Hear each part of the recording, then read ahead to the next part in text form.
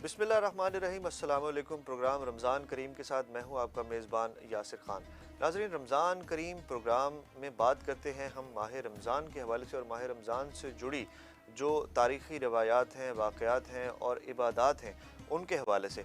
आज 17 रमज़ानुल मुबारक है और 17 रमज़ानुल मुबारक को यौमुल फ़ुरक़ान भी कहा जाता है। 17 रमज़ानुल मुबारक को यौमुल फ़ुरक़ान क्यों कहा जाता है, इसके ऊपर आज हम बात करेंगे।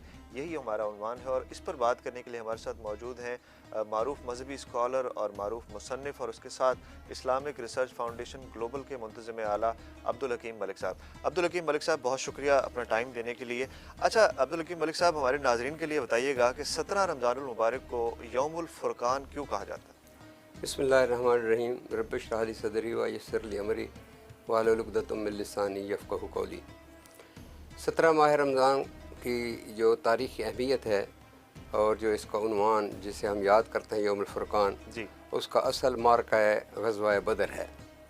बदर का मकाम मदीना मुनव्वरा से जनूब मग़रिब में तकरीबन 110 किलोमीटर के फ़ासले पर वाक़ है। जी।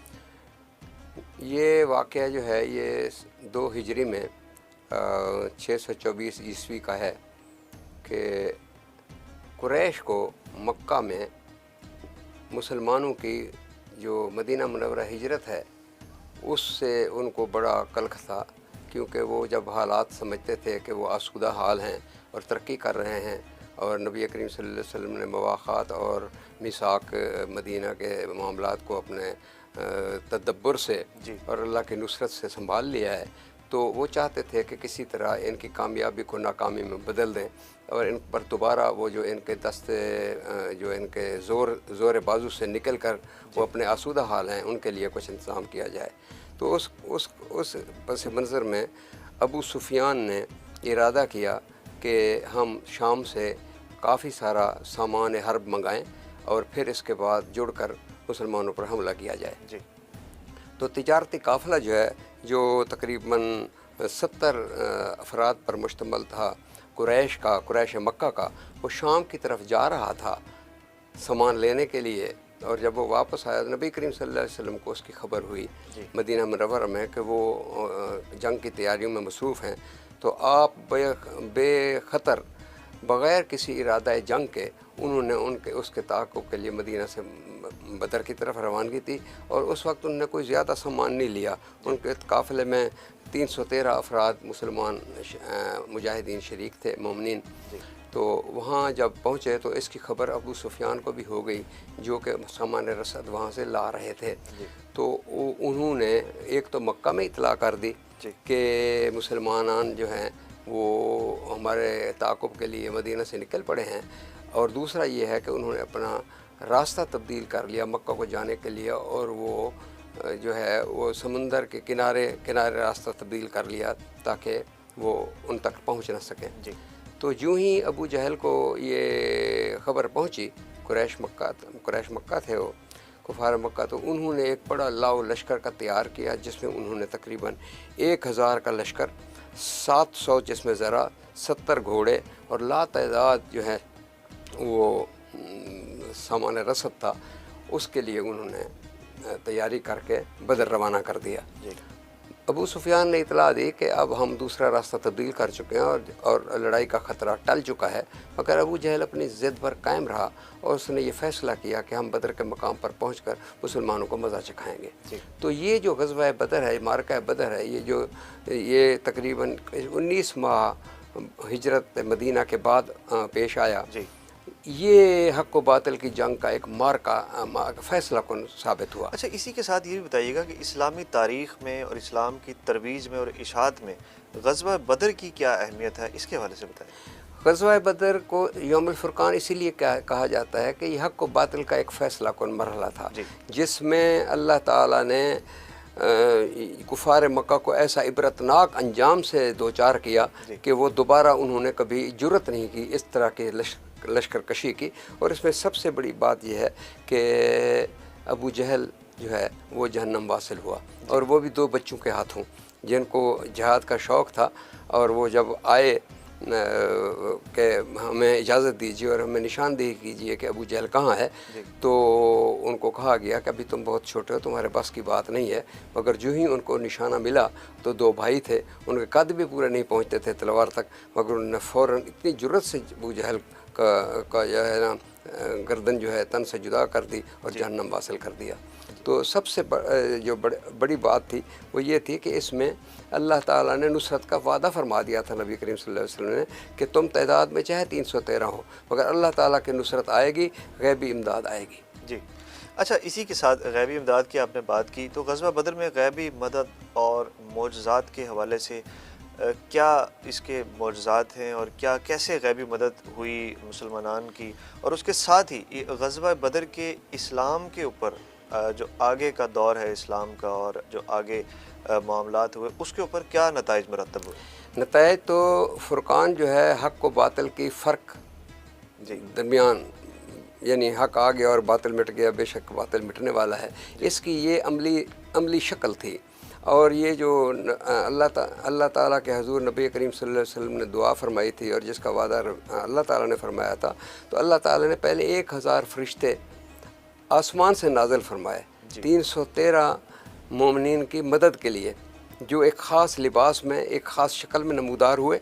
और अल्लाह ताला ने ये भी कहा कि अगर ये भी कम होंगे तो हम 3000 फ़रिश्तों से भी आपकी मदद कर सकते हैं। और इस तरह जो तमाम हालात थे जंग के मैदान के, कि इनको जो जगह मिली थी, स्पॉट मिला था, वो रेतीला था, उस पर पैर जम नहीं सकते थे, और उन्होंने एक बहुत बेहतर स्पॉट ले लिया था कुफार मक्का ने।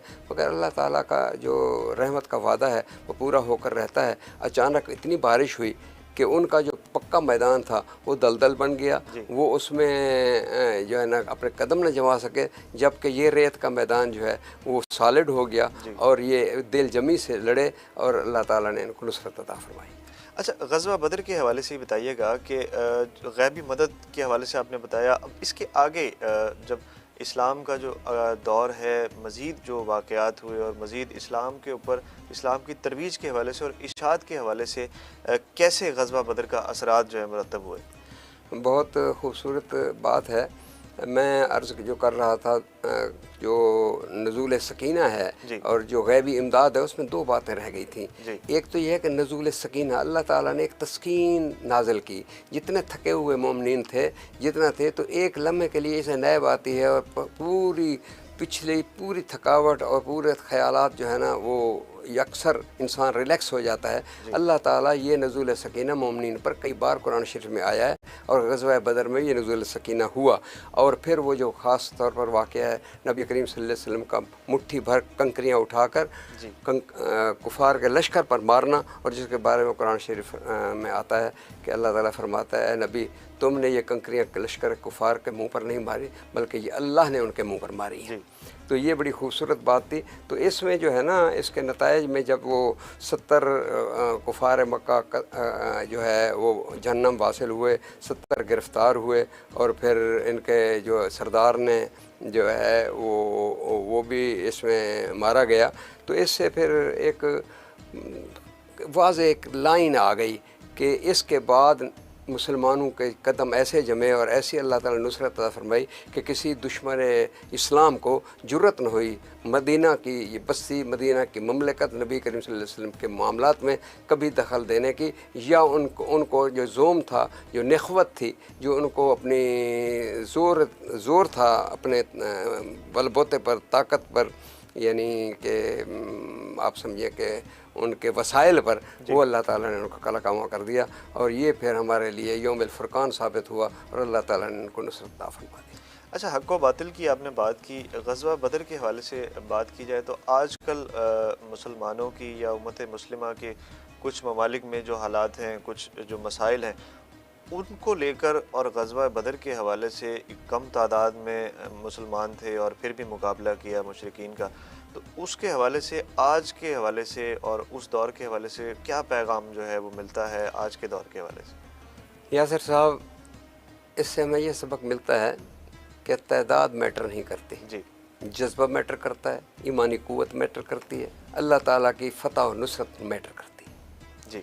असल में हम अब हमारा जो दर्जा है बतौर मुसलमान, अल्लाह ताला ने जितनी मोमिन की निशानियाँ दी हैं उसमें हम बहुत ही कमज़ोर पड़ गए। जी। हमने अल्लाह की याद को, अल्लाह के तकवा को, अल्लाह के तवक्ल को, अल्लाह ताला की इबादत को, अल्लाह अपने मामलात को, मुआशरा की इस्लाह को, गर्ज़ आप कह दीजिए हमें कौन सा ऐसा ऐसा सेक्टर है जिसमें हम अपने आप को कमज़ोर नहीं समझते। और यही आलम इस्लाम का हाल है कि जब अल्लाह ताला ने फ़ैसला कर दिया कि यहूद और नसारा एक दूसरे के दोस्त हो सकते हैं, ये कभी आपके दोस्त नहीं हो सकते। इसके बावजूद हम देखते हैं कि हमारी इस्लामी ममलकत के कितने ही जो ममलकत हैं वो अब भी उनके इशारे पर नाच रहे हैं, उनके कहना मान रहे हैं और उसी तरीके से अपनी ज़िंदगी को यूँ बदल रहे हैं जिसको वो तरक्की का नाम दे रहे हैं। हालांकि ये जो है ना तरक्की नहीं है, तनज़ली है।